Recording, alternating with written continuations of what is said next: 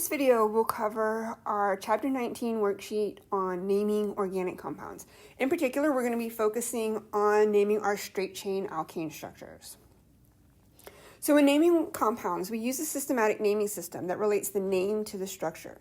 Organic molecule names all share the same format. At the center, we have a parent name. That parent name is based on the number of carbons in the longest continuous chain. Following that parent name, we have a suffix that goes back to our family name. So remember when we talked about our alkanes or our hydrocarbons in a previous video, we talked about our alkanes, alkenes, alkynes, and we had those endings. Those endings are going to correspond to our suffixes. So in this chapter, we're focused on naming alkanes. So we're going to be using that A and E ending. The final portion is our prefix. The prefix is going to indicate the number, the type, and the location of our branches. And in organic chemistry, we tend to refer to those branches as being substituents. So we'll start with naming our straight chain structures. With our straight chain structures, these are going to be pretty straightforward. There is no prefix since we don't have any branches. The name is simply going to consist of the parent name plus the A and E ending. And since all we're doing is naming alkanes, the main thing you need to know is the parent name. As long as you know that parent name, you attach it to the A and E, you've got the name for your straight chain structure. We also need to recall from a previous video that if we're talking about our alkanes, they're going to have that formula CnH2n plus 2. So this chart here that we have, you need to know the number of carbons and the corresponding parent name. So we need to know that 1 carbon is meth, 2 is eth, 3 is prop, 4 is bute, 5 is pent, 6 is hex, 7 is hept, oct is 8, non is 9, and dec is 10.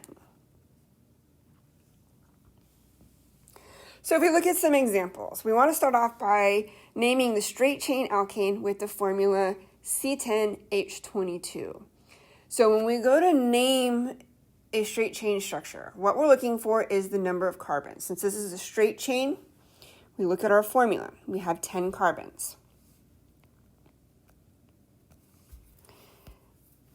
So we can go back to our chart on our previous slide. We have 10 carbons.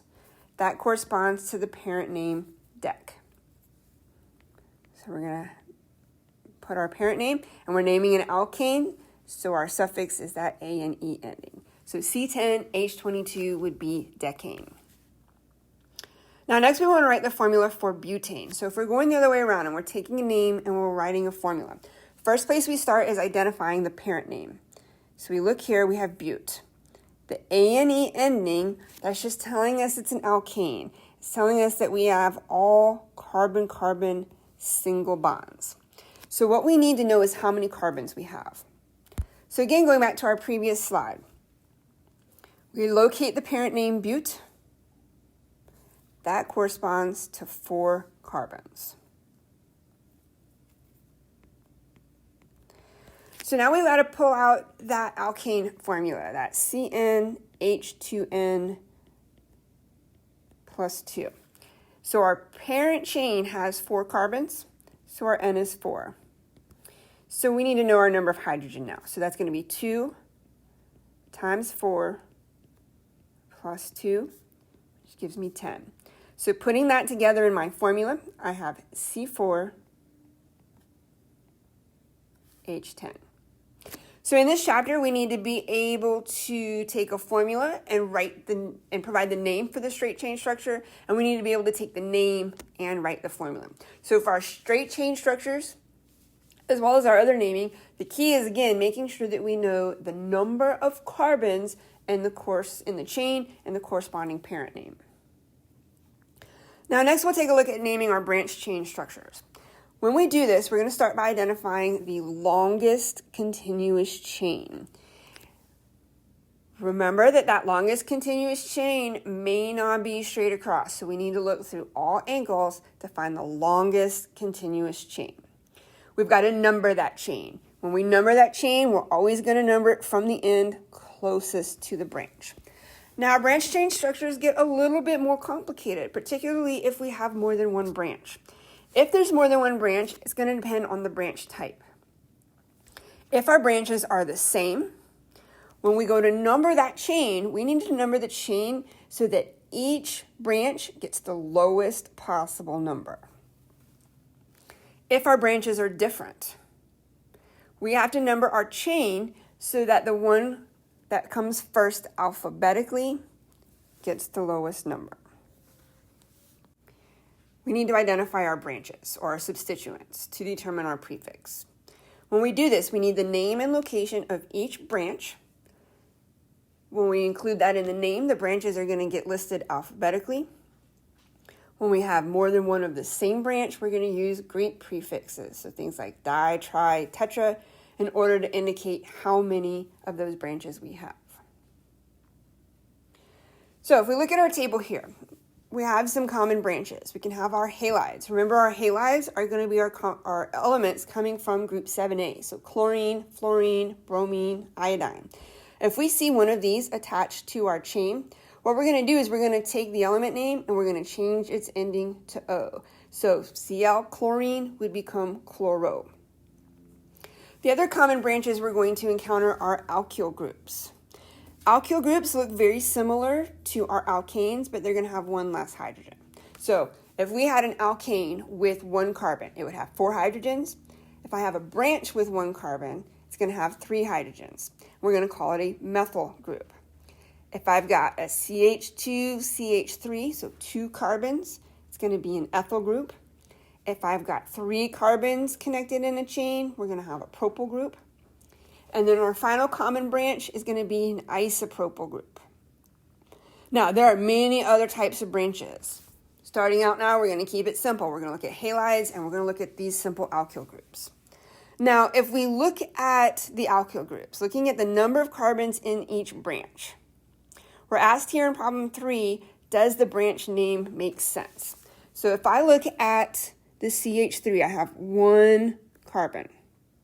Now, going back to naming our alkanes, remember if we had 1 carbon, the parent name was going to be meth. In my CH2, CH3, I've got 2 carbons. A 2-carbon chain would have a parent name eth. 3 carbons here, prop. So these are all corresponding to our parent name. So just like we name a long chain with the number of carbons, our branches get named the same way. The difference is, to indicate it's a branch and not a chain, is we're using that YL ending. Now, we also have our propyl versus our isopropyl. So we want to take a look at the difference between these.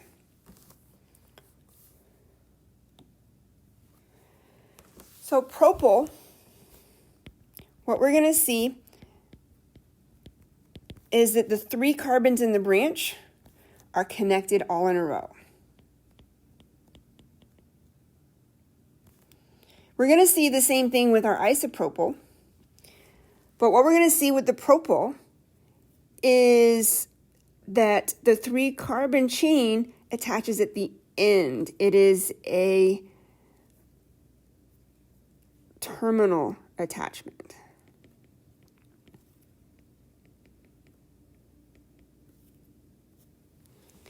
So propyl, we have a 3 carbon branch. The carbon on the end is what attaches to our chain. The difference with the isopropyl is where the attachment is at. So the difference is the attachment to the chain.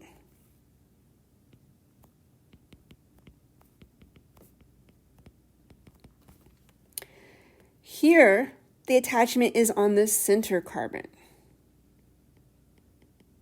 So we have an interior attachment, or we can say we attach to that center carbon.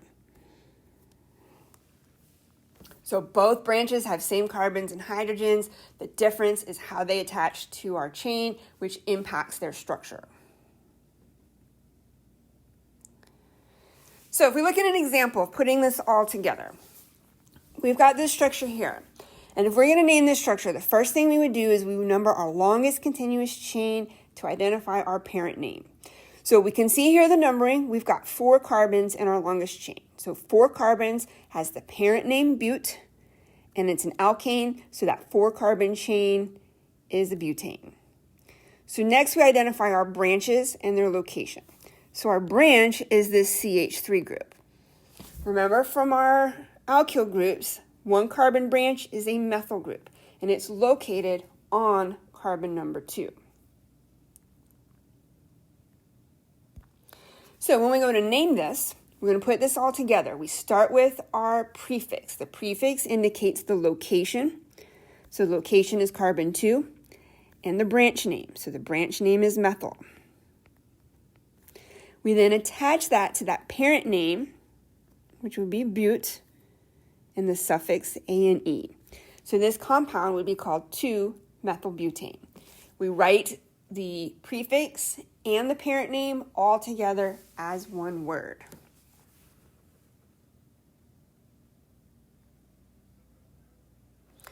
So we'll look at some examples of some additional naming.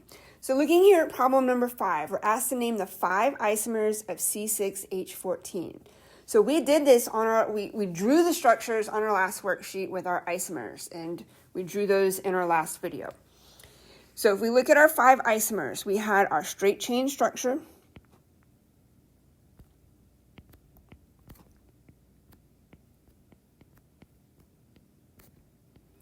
which had our 6 carbons connected in a row.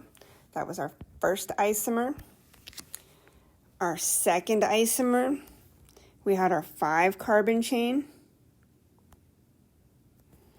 with a branch on carbon 2.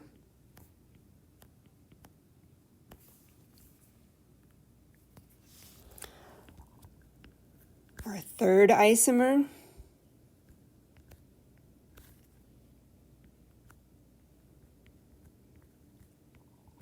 we had our branch on carbon 3.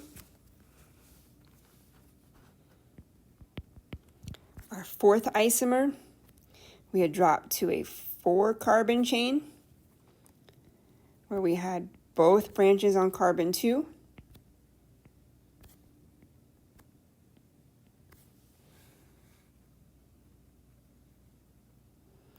And then our final structure, we had our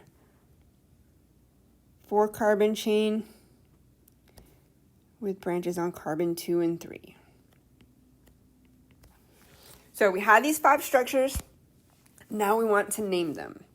So when we're naming our straight chain structure, we're identifying our parent name.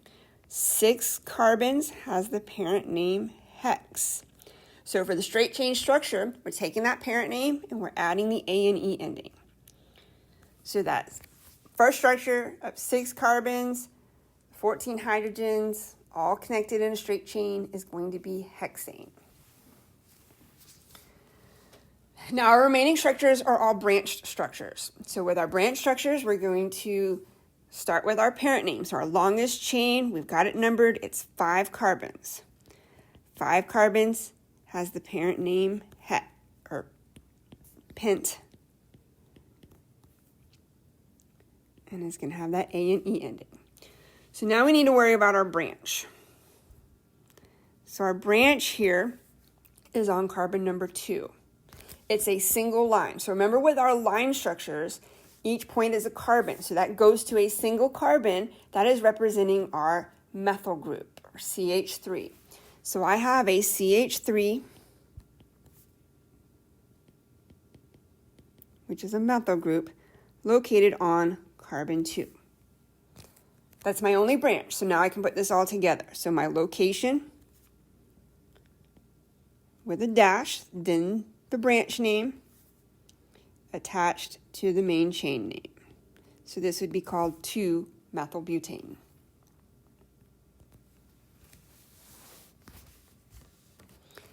Now my next structure, again, we have our longest continuous chain numbered. It's 5 carbons. So 5 carbons again is pentane. We locate our branch. Again, it's a CH3 group, which is methyl. but this time it's located on carbon number 3. So when we put that together, we put our location, which is carbon 3, branch name, which is methyl, attached to pentane. So this structure is 3-methylpentane. Now looking at our 4th isomer. So my longest chain that we have numbered here is 4 carbons. So 4 carbons has the parent name bute. So 4-carbon chain would be butane. My branches, so I have 2 branches. They are both single lines representing a CH3. So I have 2 CH3s. If I have 2 of a branch, we said we're going to use those Greek prefixes. So 2, we're going to use the prefix di. So this would be dimethyl. The branches are located both on carbon 2.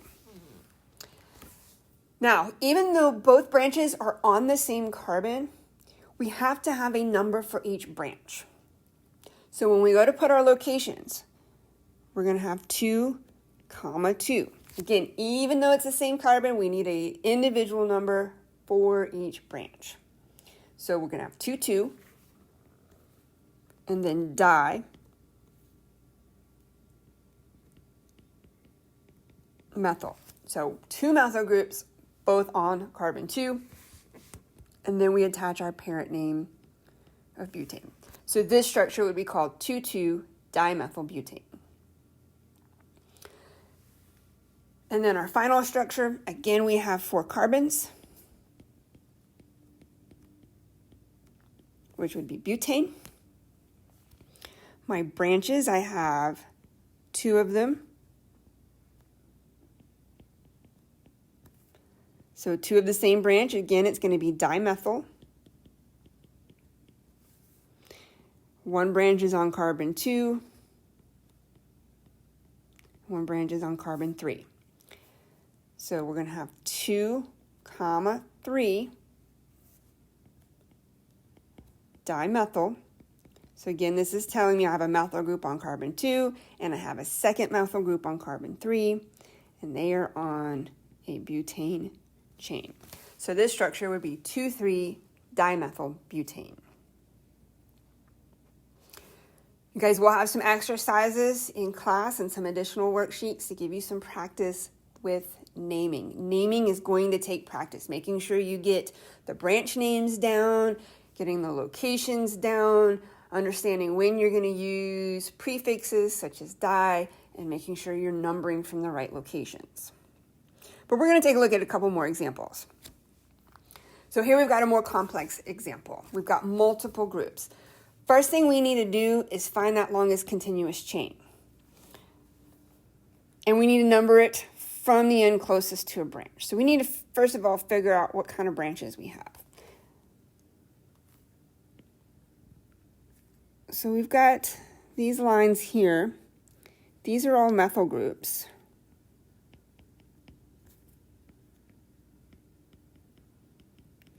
And I have 3 of them.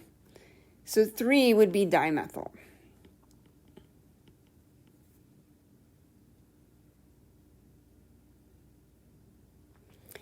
And then I got this funky looking branch here. Now when I look at that branch, this line is my connection to my chain. If we look at it, that connection is attaching to the center carbon of a 3-carbon branch. This is an isopropyl group.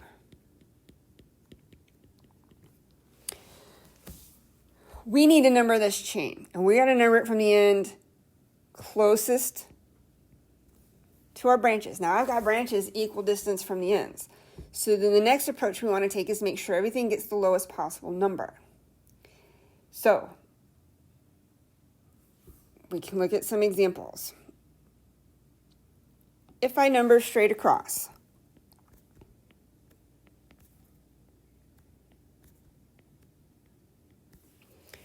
We generally want our branch that comes first alphabetically to get the lower number. So if I number from left to right, my isopropyl, because I comes before M alphabetically, isopropyl would have a number 5.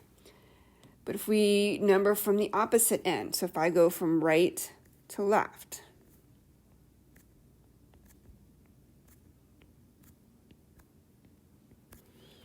that would have my isopropyl on number 4. We want to number it so that that isopropyl gets our lower number. So, either direction we number it, we have an 8-carbon chain.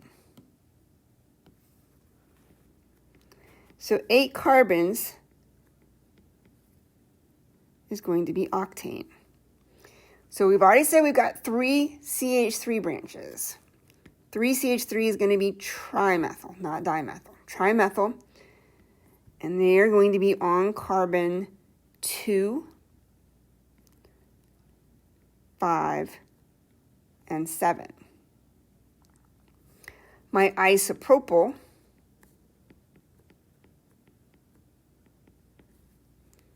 so remember that's that CH3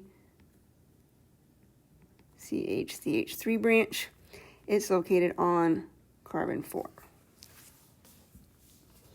So, as we lay this out, we've got multiple branches. The branch that comes first alphabetically needs to be listed first. So, my first branch alphabetically is the isopropyl. It's located on carbon 4. So we have 4 isopropyl.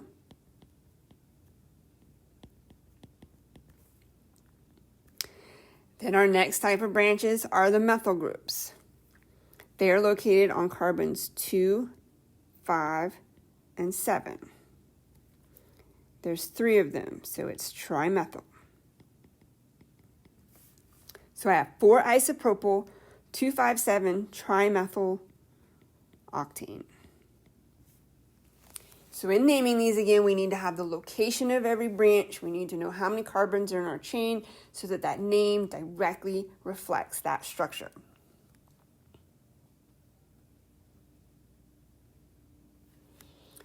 So here we have another complicated one.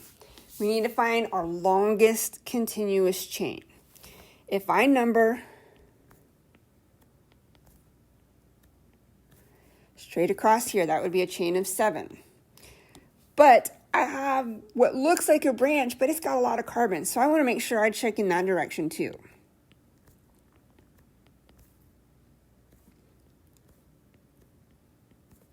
If I check in that direction, that indicates that my longest chain is actually 10 carbons. So 10 carbons is going to be decane. So then we identify our branches. So if that process of 10 carbons is my chain, then these structures are all my branches. So in terms of my branches, the first branch I see is methyl. So it's that CH3. And I have 3 of them.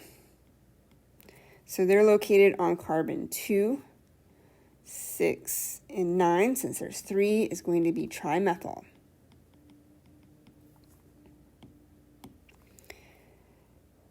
Then I have, going down my chain, next I see this Br. So that's one of my halogen groups or halo groups.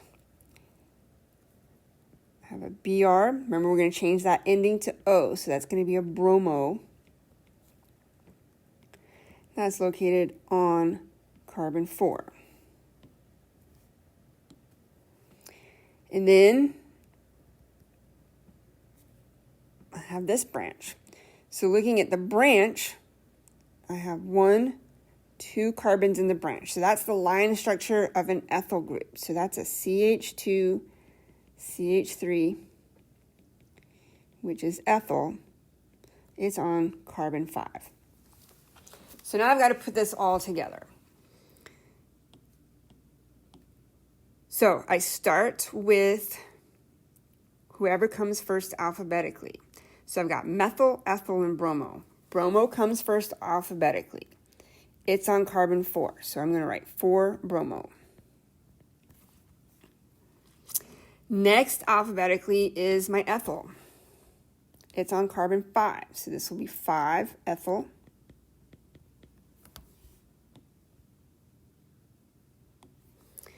And then next are my methyl groups. They're on carbons 2, 6, 9. There's 3 of them, so it's tri-methyl. So my prefix here is 4-bromo, 5-ethyl, 2,6,9 trimethyl. So that's locating all of my branches in their names. And then we add that to our parent name of decane. So this would be 4-bromo, 5-ethyl, 2,6,9 trimethyl decane. So these examples we've looked at so far, we've taken a structure and we have determined the name for that structure. We also need to be able to take a name and determine the structure. So when we're doing that, the first place we want to start is identifying our longest chain. So here we're given the name 4-chloro, 5-ethyl, 2,7-dimethyl octane. So looking at that parent name, octane. So oct means 8 carbons. So I'm going to draw my 8 carbons connected in a row. And again, you can draw your expanded structures, you can draw your line structure.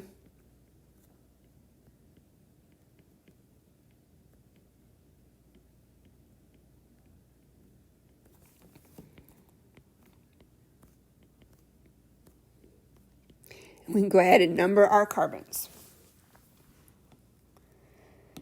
Then we're going to start placing our branches. So we go through the name. First branch I see is 4-chloro. So that means I'm going to come to carbon 4 here, and I'm going to place a chlorine group.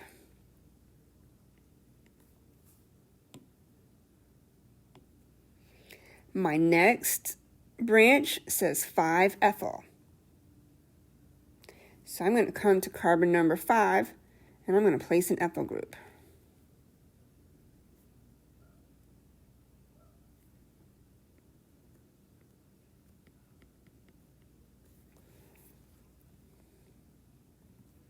So I'll place my ethyl group.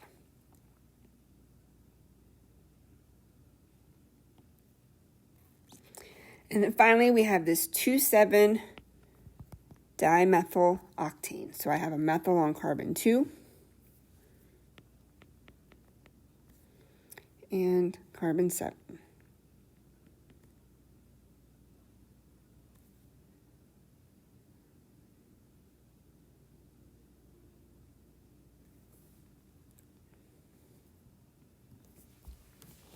So we can take our name, draw our structure. If we're drawing that expanded structure, we've got to make sure we fill in those hydrogens.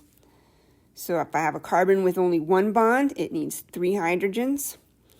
My carbon 2 has 3 bonds. It only needs 1 more to get 4, so I get CH. Carbon 3 has 2 bonds. It needs 2 more, so it's CH2, and H, H2,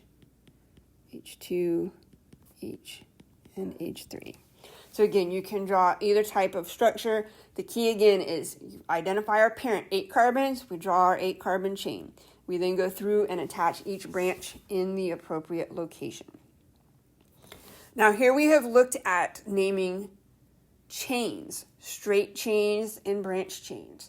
Now one of the things with carbon is that in addition to being able to form these chains, because these things are flexible, they can bend and move, they can wrap around and actually form rings. And that's what we'll take a look at in our next video.